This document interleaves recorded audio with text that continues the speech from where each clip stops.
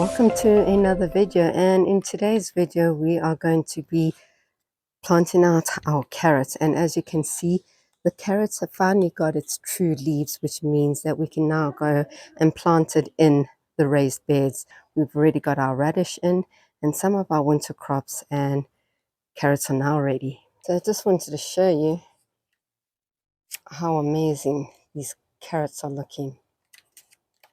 And we're going to plant them right there in that raised beds with the radishes. Okay, so these are the carrots. You can see they've got their true leaves, but if you are able to actually direct sow into your raised beds, I would suggest that I wouldn't put it in seedling trays.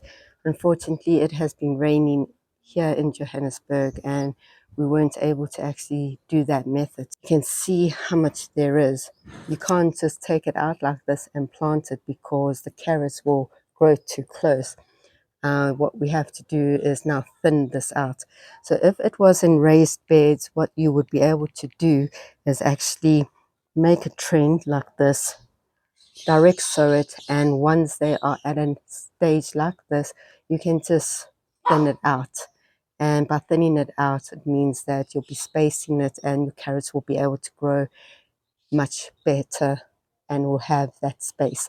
But now with planting them in these seedling trays, I'm going to have to take it out, and you can see I've already taken it out like here, and carefully individually take them out and plant them carefully without disturbing the roots. So while you have to do it at such an early stage, but also when the roots are strong. If you do this when they're a little bit older, it could stunt their growth. I do find that personally, and you don't want the carrots to develop by the roots as yet. So this is, to me, the perfect time to actually now try and separate them carefully and put them in the ground. And that is how we are going to be doing it, unfortunately, with our carrots. And you can see that I've already got the first one in the ground here. That is my gap. And then the next seedling. And then another gap. And so you can see that these guys have got their true leaves and they're at a stage where the roots are pretty strong and they're not developed into carrots yet. And that's what we want to try and avoid, is the stage where you buy them in the nurseries and they're at a stage where they've got little carrots growing. That is the worst time to actually take them out and plant them. Once these roots are disturbed, it's basically stunts their growth, I personally find. But this is how we are going to be doing it, and you can see how I spaced them. I just need to get these guys in the ground, and then I've got about the same gap here, got another row there. So we're just going to carry on down this bed. I'm going to be removing this plant, but all of this will actually grow very, very, very big. So just make sure that when you plant your carrots, you plant them with the right crops. The reason I planted it with marigold is because marigolds get very, very bushy, where the carrots, they just got their top leaves and they grow downwards in the ground. So they don't really take up too much space. You can leave it in with your kale because kales grow upwards very, very, very tall. And so we can grow some stuff below your kale. And you could also put things like spinach and lettuce in this bed, and in between you could put your carrots. We actually spoke in a video about what you can actually grow. I'm just using one of these sticks to make the hole, and you don't want to tamper with these roots, so make sure to not damage them. And if you feel anything hard underneath, like I've just done here, remove it, because your carrots will not grow properly. This will stunt the growth because the carrot wants to grow downwards, and this would have blocked it. So the carrot would have probably split, and that's when you get these beautiful carrots with little legs. I just topped it up with some topsoil, and I've got them all. You can't see it on the camera, but there's like a trend here, and got the carrots all in. Just gone and watered the baby carrot seedlings as well as the radish. So carrots have something called a taproot. It is the main root that goes and grows downwards. That becomes the taproot. That's the edible part where it becomes the carrot. And why I say rather direct sow them is because once you actually sow them in seedling trays like I have, and you take them out and try and transplant them into the raised beds, what can happen is that when you disturb the roots and you actually plant them in the raised beds, the root can become disturbed, and the result is your carrots being either deformed, bent, or studs in growth. And when you go to harvest it, what you'll see is deformed carrots. So we'll only be able to find that out when we harvest it. So I do suggest to actually sow your carrots directly in the ground. So if you are going to put your seeds in seedling trays, I do suggest that once they are at a stage where I would say 1 or 2 weeks into growing, they might have their true leaves, then try and climatize them. So if you had your seeds in a greenhouse, maybe open the greenhouse and bring them closer to the door so that they can climatize, and then maybe every single day for maybe a week, put them outside for a couple of hours, then put them back in the greenhouse. So we're here in my little greenhouse that I keep my seedlings in, but in here I also got things like my beetroots, my kale, some celery, some broad beans, but my broad beans was about that big and something's gone and chomped it. And then there was some more onions that I've actually went and sowed. They haven't come up yet. And some chives. Over here I've got the first batch of onions. This is my very first time doing onions. I got some lettuce, 2 different varieties, pak choi, 2 different varieties. I've already planted the baby pak choys out.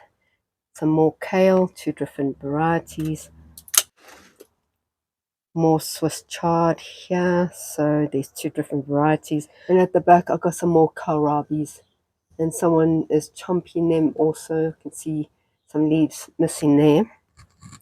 And these are all winter crops that you can grow from, say, March until, say, May, even June, and they'll do pretty well during the winter period. So let's talk about if they are ready to actually take out the seedling trays and plant directly into the raised beds. So the next winter crop we are going to talk about is lettuce. And we have our lettuce at the back there, and they're actually really easy to grow. They're a crop that you can grow in pots, in your raised beds, in seedling trays. And when you do transplant them out, they're not really that fussy, just don't damage the roots. You want to transplant them before they grow, I would say, above 7 centimeters. So when they're about 5 to 7 centimeters, take them out. And also when they do have their true leaves, space them, I would say, about 10 to 15 centimeters apart. And you can actually have in a pot plant about 4 lettuce growing. That will be perfect. So you can see my lettuce have their true leaves. Don't let them get root bound, because that's what you want to try to avoid. I've got 2 different varieties of lettuce here, and you can see how small this lettuce is, and this is way too young to transplant out. If you do have maybe a dome, that you can put over it. You can then put this in the ground because this is too young. Things will definitely love to chomp the small little lettuce, and then you won't have anything left. Leave them to go a little bit bigger as long as they don't get root bound. So if you have opted to growing your seeds in seedling trays, then just don't forget to climatize your seedlings before actually taking them out and putting them in the raised beds. It could harm your plant because they'll get like a climate shock. And then also when you do transplant or direct sow in the ground, make sure they plus minus 15 to 30 centimeters apart, depending on the variety that you are growing. So if they're very loose lettuce leaves, then go for 30 centimeters apart. But if they're nice tight ones like your iceberg lettuce, I would go maybe 15 to 20. I would say 20 is a safer option apart. And if they these nice lettuce that just go up, I would say also 20 just to be safe.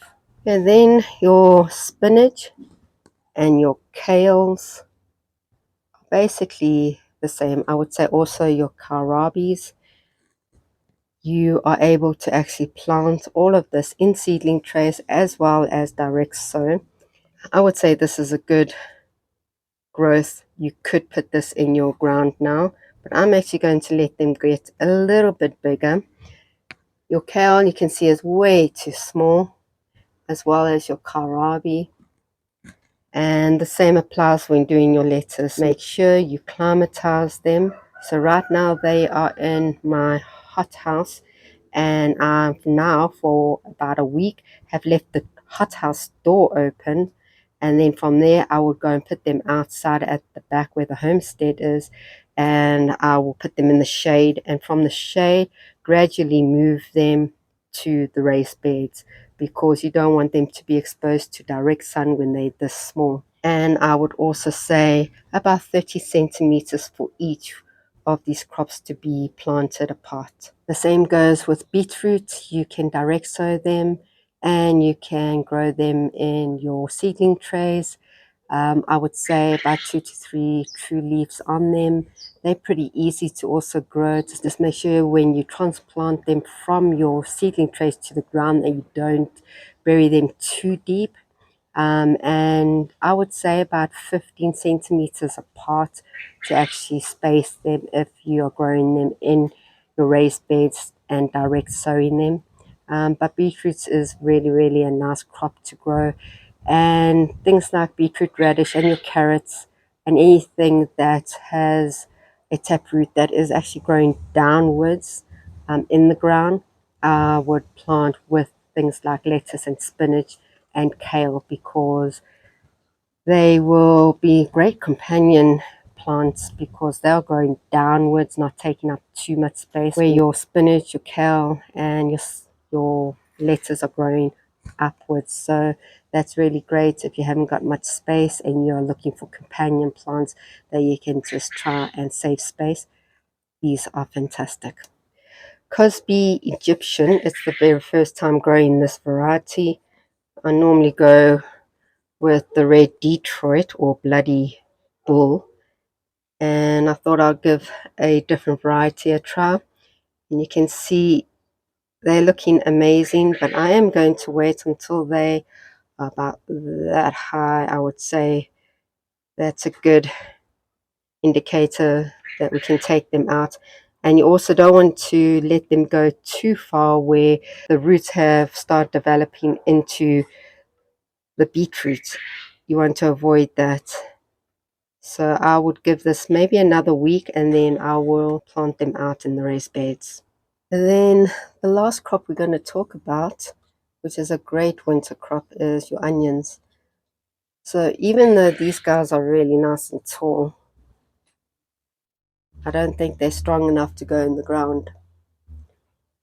And what I'm going to be looking at is my stem to be about a thickness of a pencil, or maybe a little bit thinner than a pencil, but right now this is too thin, and if it's going to be raining a lot, this week, I will definitely not be putting this in the ground so that my roots rot.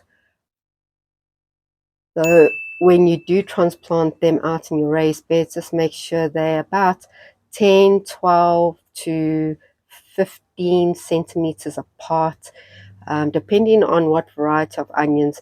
If you're going to do really, really big round onions that are going to be growing, do a 20 centimeter apart distance. But I think I'll be doing a 15 centimeters apart for these red onions. And don't forget that if you are going to be transferring your crops from a seedling tray into the ground, to make sure that your soil is loose and not too tight, just so that your bulb can just grow amazingly strong and healthy for you to harvest the best crops ever. And comment below and tell me what winter crops you guys are all growing. I'd love to hear from you guys. And also, I've spoken to you guys about growing crops that you guys are going to actually harvest and eat from, because you don't want to start growing all these amazing crops that you see on social media, but then you end up harvesting and not eating it at all. I did that in the first 2 years of homesteading, and now in the last 2 years, I've been growing things purely for myself, preserving the crops that I grow, and I benefit from it because any over harvest like tomatoes and cucumbers and peppers and chilies, I just preserve them in different formats, which if you've not seen my video, go and take a look at how I preserve all my crops. And then don't forget that when you are ready to take your seedlings from the seedling trays and plant them directly into your raised beds, to make sure that the spacing is between 10 to 20 centimeters apart when you start planting them, and give them a good water and then just watch them grow. So I hope you guys have an awesome winter crop going. Comment below, tell me what you guys are growing. I hope you guys enjoyed this video. Give it a like, subscribe so you don't miss out on any more of our gardening tips. Remember, we're here to learn together as we grow together. So I'll see you guys all in the next video.